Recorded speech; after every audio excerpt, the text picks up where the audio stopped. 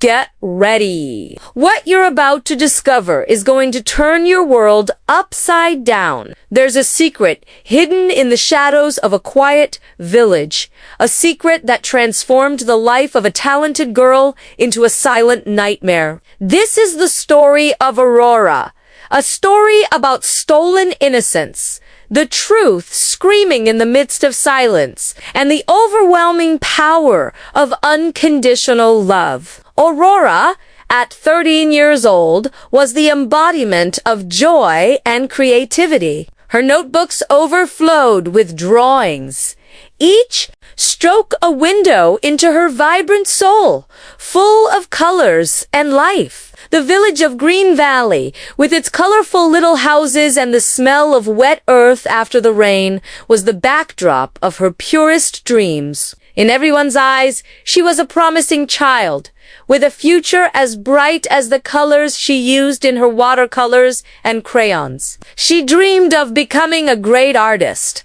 having her own studio, and painting murals that told the stories of her people. And then he appeared, Mr. Mendez.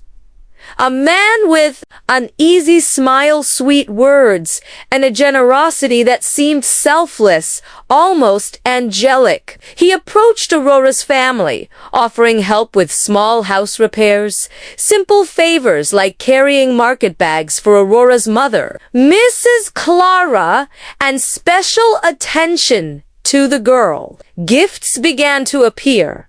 Boxers of colored pencils Aurora dreamed of having, with shades she had never seen before. Special paper notebooks with the soft texture she loved, and even a set of oil paints, a treasure for a young artist. Mr. Mendez offered to teach Aurora how to improve her drawings, praising her talent with enthusiasm that warmed the girl's heart, making her feel seen and valued. He said her talent was rare and needed to be polished. But there was a condition, a secret. This is just ours, Aurora. Our little artist's secret. No one else needs to know about our special drawing sessions, he said with a conspiratorial tone that, in the innocent mind of the child, sounded like a pact of trust and exclusivity, a special bond linking her to an adult who seemed to understand her like no one else. Time passed, and the shadow of Mr. Mendez began to spread over Aurora's life. What once seemed a kind gesture slowly turned into a web of control, invisible but suffocating. The drawing lessons became more frequent, always at Mr. Mendez's house, under the pretext of having a more suitable environment for art, with better lighting and more space. Aurora, always eager to learn, went willingly. One day, he offered Aurora a glass of milk, an apparently innocent gesture. The milk was warm and tasted strange, too sweet, almost metallic. Aurora felt a chill, but the trust she had in him made her drink it. Soon, the girl felt dizzy, her head spinning, disoriented. The colors of the world blurred into shapeless smudges, and Mr. Mendez's words became a distant, distorted, almost inaudible echo. She tried to stand, but her legs gave out and everything went dark. When consciousness returned, panic took over. Aurora was trapped in a nightmare she couldn't understand, a nightmare that tore at her soul and marked her body.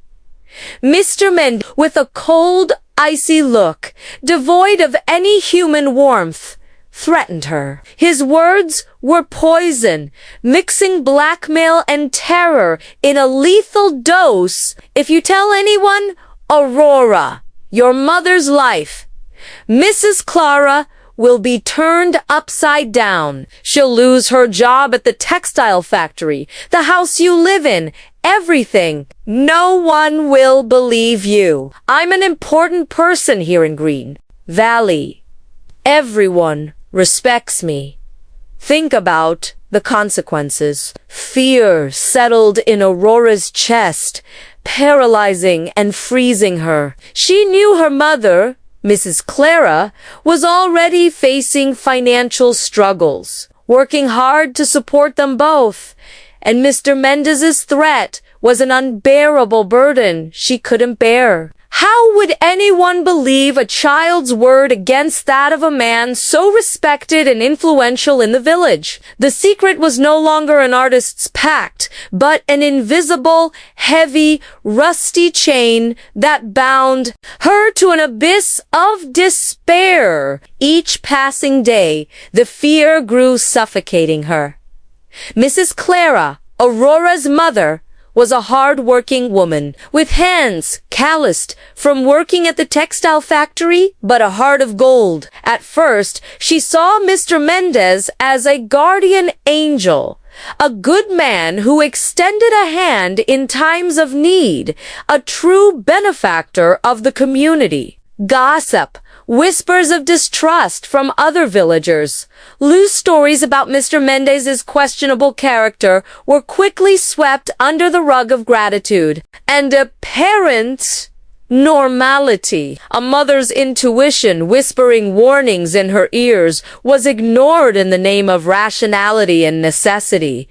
However, a subtle unease began to grow in her heart, a mother's intuition that couldn't be ignored, but necessity spoke louder than any premonition. When the opportunity for a better job arose in Newtown, the neighboring city, Mrs. Clara saw a light at the end of the tunnel, a chance to offer a better, more dignified life for Aurora. With a heavy heart torn between hope and fear, she left her daughter in Mr. Mendez's care, trusting, with a pinch of hope and a dose of despair, that she would be safe and protected. That marked the beginning of a silent decline in Aurora's life. The cheerful, talkative girl who once filled the house with laughter and songs became a shadow of herself. The laughter vanished,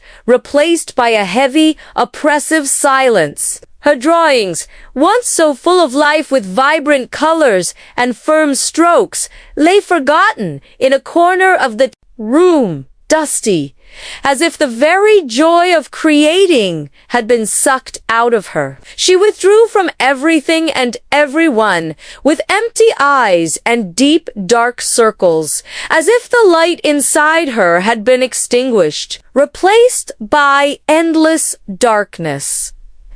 Mrs. Clara, when she returned on weekends, noticed the drastic change, the deep melancholy, but attributed it to the adjustment period to her absence, to missing her, and the difficult phase of adolescence. It's just a phase, she told herself, trying to convince her own heart that nothing seriously wrong was happening, that everything would return to normal. The cruel and relentless truth came to light like a bolt from the blue. Mrs. Clara, increasingly worried by Aurora's extreme paleness, lack of appetite that left her weak, and constant morning nausea, decided to take her to Santa Hope Hospital in the neighboring city. Dr. Beard, after some exams, called Mrs. Clara for a private conversation in a reserved room with a serious expression. The words spoken in that small consultation room hit her like stones, each syllable a hammer against her chest. Aurora was pregnant. The ground disappeared beneath Mrs. Clara's feet. Shock, disbelief, shame, anger all mixed into a whirlwind of emotions, a silent scream tearing her soul apart. The news spread through Green Valley like an uncontrollable fire, devouring the reputation of Aurora and her mother. The same people who once praised Aurora's innocence, her art, her kindness, now pointed fingers and judged her mercilessly. The social stigma was an unbearable burden, a weight of stones on the fragile shoulders of the girl. At the municipal school Path of Knowledge,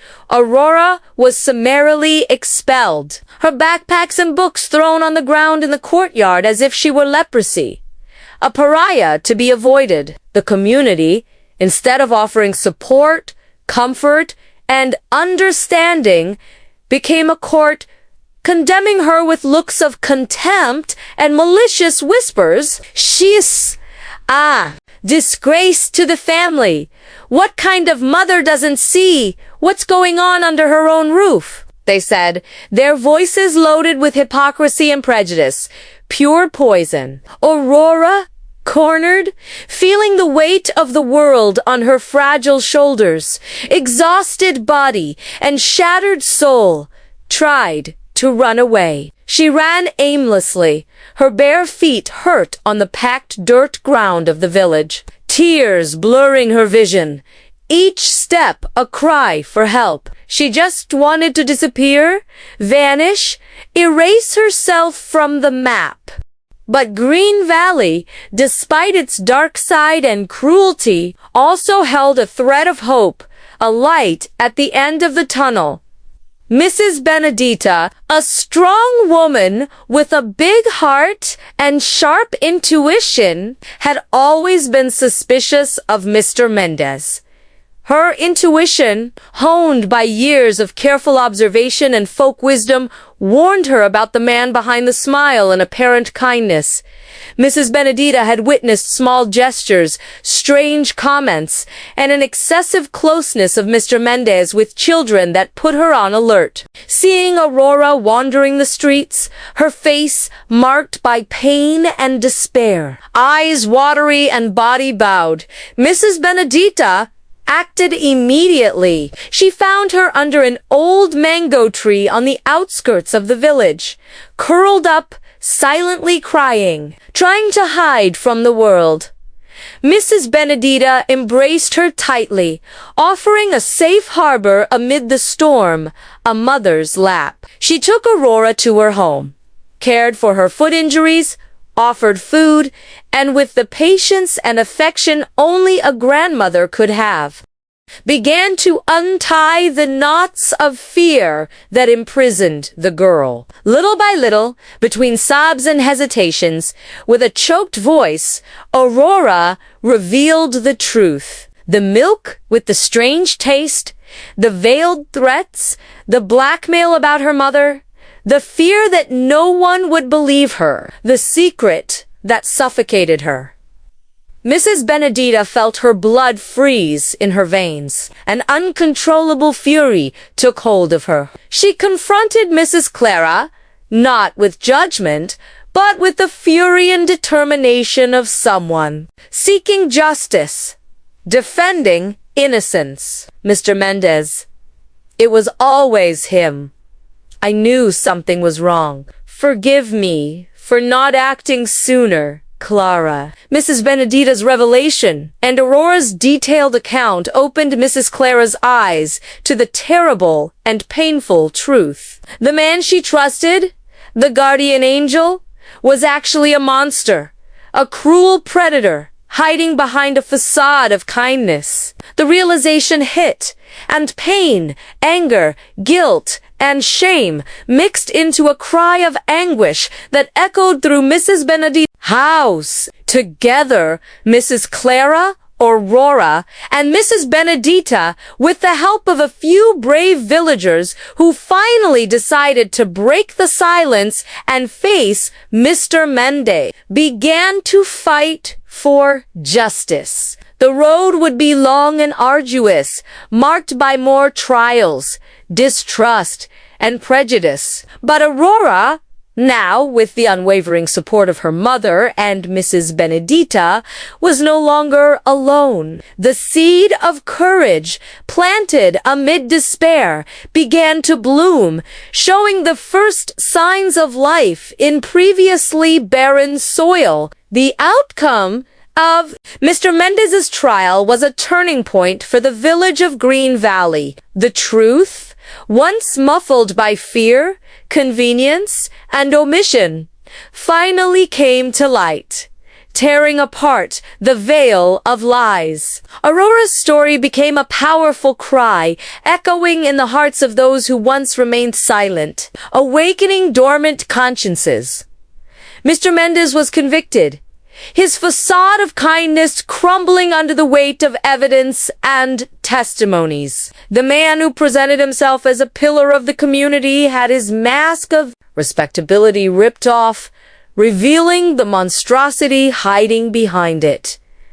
Mr. Mendez's conviction, although it did not erase the deep scars in Aurora's life, was a crucial step in the long and painful journey of healing and rebuilding. The village gradually began to face its own complicity in the silence, the hypocrisy that allowed evil to flourish for so long. Aurora, for her part, found in motherhood a strength she never imagined she had. The arrival of her baby, a new beginning amid pain, brought renewed purpose, a reason to move forward, to fight for a better future.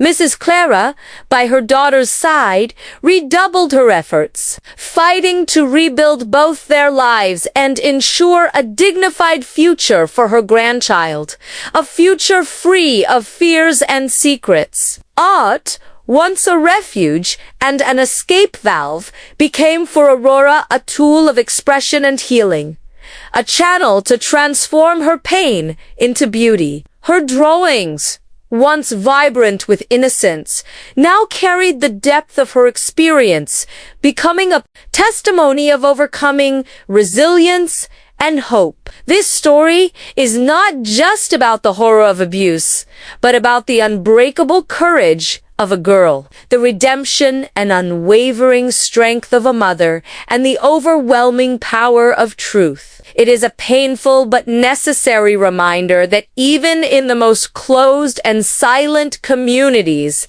the light of justice can prevail, and that the voice of the silenced has the power to tear down the walls of omission and indifference. It is a call for the truth to never be silenced again, for innocence to always be protected, and for hope to prevail over darkness. Did this story touch you? Did it make you feel pain, anger, hope? If so, imagine the power of communication that connects like this, straight to the soul. I showed you the impact of a true narrative that is not afraid to expose conflict and transformation. If you are moved by this story and want to keep following content that makes you feel, reflect, and shows you the power of stories, then this channel is for you. Leave your comment below. Your opinion is very important to us and helps us bring more and more content that makes a difference. Like this video, share it with anyone you think needs to hear this message. And of course, subscribe to the channel so you don't miss any of our upcoming stories. Your presence here makes all the difference and motivates us to keep creating. Thank you so much for being here and for allowing us to share these journeys with you. And see you in the next video.